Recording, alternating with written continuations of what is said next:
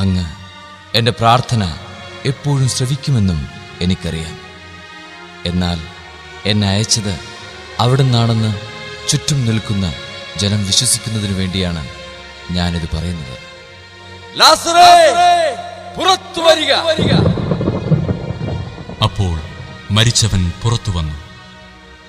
അവന്റെ കൈകാലുകൾ നാടകൾ കൊണ്ട് ബന്ധിക്കപ്പെട്ടും മുഖം തുണികൊണ്ട് ആവരണം ചെയ്യപ്പെട്ടുമിരുന്നു.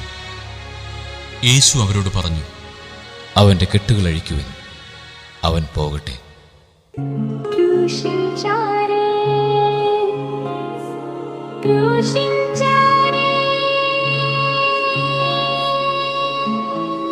Crucify